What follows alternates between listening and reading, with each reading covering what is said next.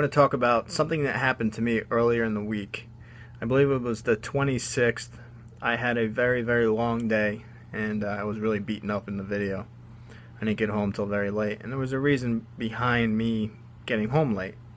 And I do marine construction. I'm the foreman for the company I work for, and we do a lot of work, obviously, on shore houses in New Jersey. A lot of the people that own these homes aren't there year-round. They're just summer homes. So a lot of them live in North Jersey, New York, Connecticut, Pennsylvania. And the house that we started the job on, I become pretty friendly with the homeowners. I explain to them the process and keep them comfortable. If they ever have questions, they can come talk to me. And this particular homeowner, we got to talking, very nice gentleman, and talking about a little bit about my personal life. And I am very open about the fact that I'm in recovery. It's painted on my body. It's a huge part of my life, and I'm not scared to tell people. Yes, it's not always openly accepted, and if they don't like it, then I really don't care. But it is who I am. And in this particular situation, it was odd because we were talking and he asked me about stuff, and I told him everything I do outside of the marine construction, and he was kind of silent and didn't really say much, almost like he saw a ghost. So we got to talking a little bit about what I do. He asked a bunch of questions, and he said, "Is everything confidential?" And I said, "Yeah." And just so happens that his son was in the house. They are from New York area, New York, and they brought him down to the beach house to detox from heroin. So he asked me if I had any experience with that, and I said I talk with thousands of people a year. Majority of the people are either on prescription painkillers or heroin. So I told him about all the things that I do and my team of people that work with me do, and I was able to convince his son to talk to me after work. I mean, I had to finish my job. They let me in their house even though it was filthy, and we talked, him and I, and he was very standoffish at first, which is pretty normal because you're talking to a complete stranger. In this case, someone that's working on your house that looks like a hobo because I'm covered in grease and I'm just a mess. But I asked him a few questions. I explained who I am, what I do. I explained to him how addiction is and what it does to your life. I explained to him things that only someone who's been through it can understand. And he opened up and was speaking with me, confidentially, of course. And when I came into work this morning, he wasn't at the house. He was in detox. He told his parents he wanted to go. He was tired of the life, and he voluntarily signed himself into a detox, and he wants to go to an inpatient rehab. So, the moral of the story is, you bring your recovery everywhere you go, okay? You don't have to be open about it, but it is amazing what can happen if you are open about what you've been through.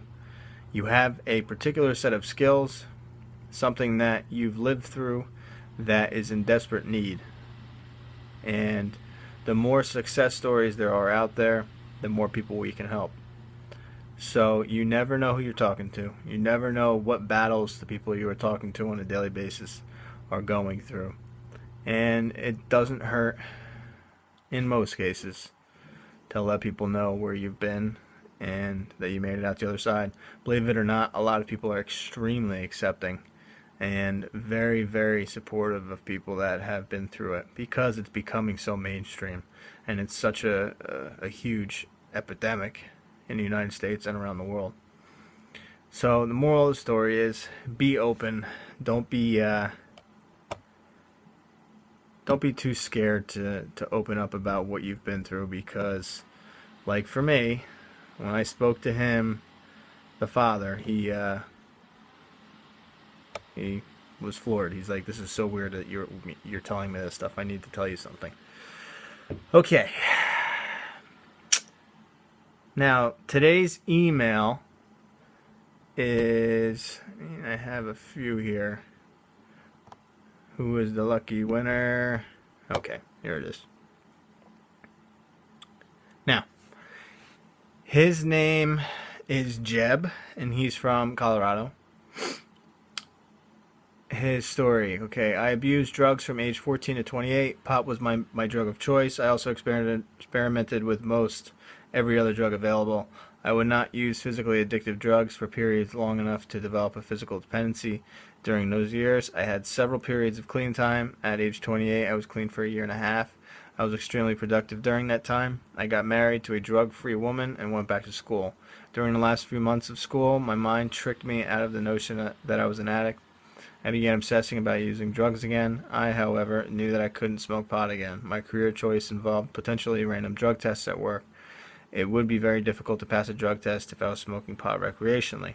I only intended to use drugs recreationally. The disease of addiction always had other plans. One day, I had a friend give me a bag of Percocets. He was wanting to quit and needed me to take the bag from him. I began using that bag recreationally. I knew opiates could be out of my system within 3 days. If I was only using recreationally, I could use one on the weekends. My tolerance was so low that I could take a half 5 milligram oxy pill and get a nice buzz. When the bag ran out, I found old bottles of painkillers throughout the house. When those ran out, I told my doctor that I was getting bad migraines. I convinced him that the only thing that worked for me were 5 milligram of oxy. I told him the other drugs had not worked. I had a very elaborate, manipulative story. Around the same time, I discovered kratom. For those unfamiliar with kratom, it's a leaf imported from Thailand that has a chemical and that binds with opiate receptors. I believe it is a partial agonist. Don't kid yourself, though. It's still very addictive. It will cause withdrawal symptoms similar to other opiates. I'd use pills when I knew I had a few days before going into work, and I'd supplement with kratom during the days I worked. The nature of my job involves me being around heavy-duty narcotics. I always told myself that I would never steal drugs from work. One day that changed. It caused me a few years of guilt and suffering. Every day at work I carried a vial of powdered urine. I had an elaborate plan. I would obsess about how I was going to steal without getting caught, and then I ended up doing something else that I promised I would never do, shoot up. Eventually I couldn't handle the guilt and anxiety that stealing from work caused. Instead I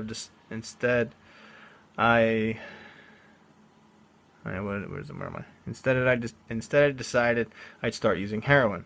And then my tolerance started getting out of control, and I decided to buy some Suboxone. I decided that I was going to use the Suboxone in order to lower my tolerance. As luck had it, I ran out of heroin the day that I got some Suboxone. I couldn't get any heroin at the time. I had no choice but to use the Suboxone.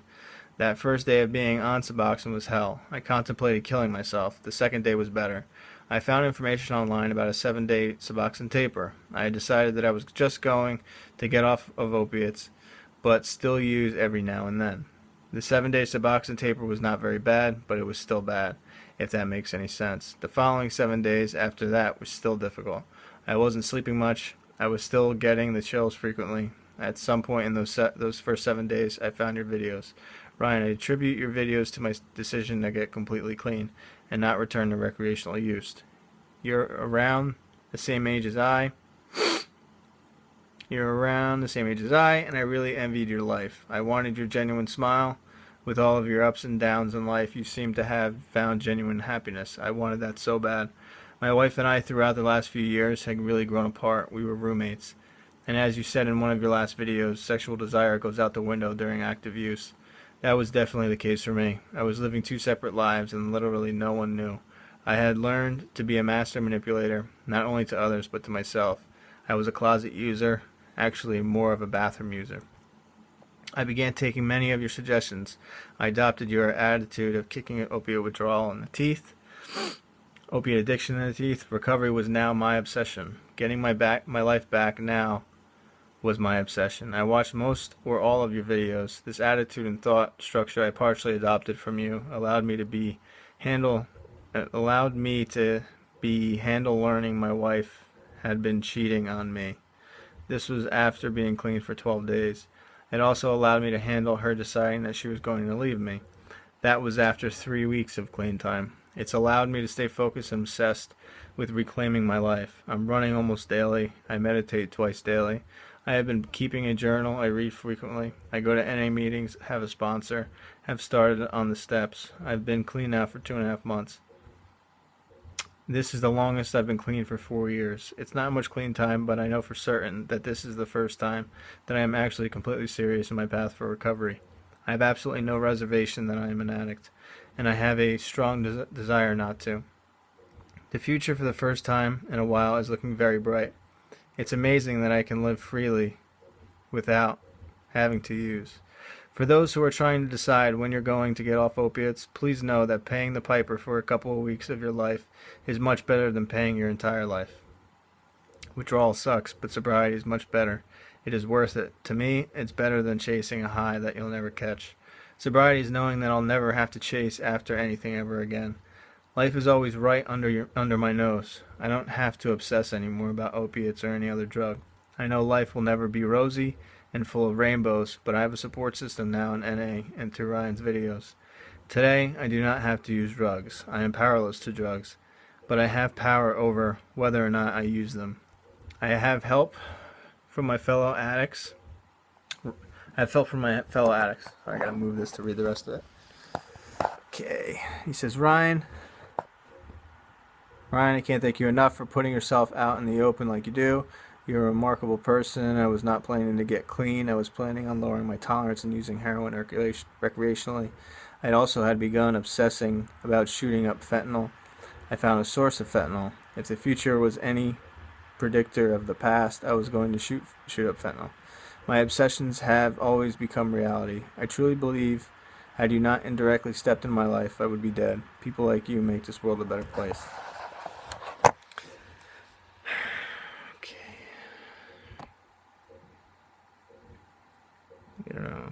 Well, that's an incredible email. Thanks, Jeb. Because you hit on all points of why you are where you are. And all the things you're doing to keep yourself clean are what needs to be done. I mean, you've completely overhauled your life to the point where recovery is your life every day. And you have a lot of different things that you can rely on in case one thing does not work for that particular day. Now, what I mean by that is a lot of people will say like, "Oh, I got meetings keep me clean." But if for whatever reason something happens, you can't get to a meeting that day, you need something to fall back on, because life happens. I mean, you can get in a car accident, a car breaks down, the person who drives you, something happens. If you rely on one thing and one thing only, something may happen. So if you have a million different things going on that can keep you clean, if that sponsor that you have is around and you can't make a meeting, give them a call. Maybe he'll come pick you up. Maybe she'll pick you up. Stuff like that. You just need a bunch of different plans, because something's always going to go wrong. Murphy's Law, Murphy will step in and do something. But you have covered a lot of great things, and that's outstanding.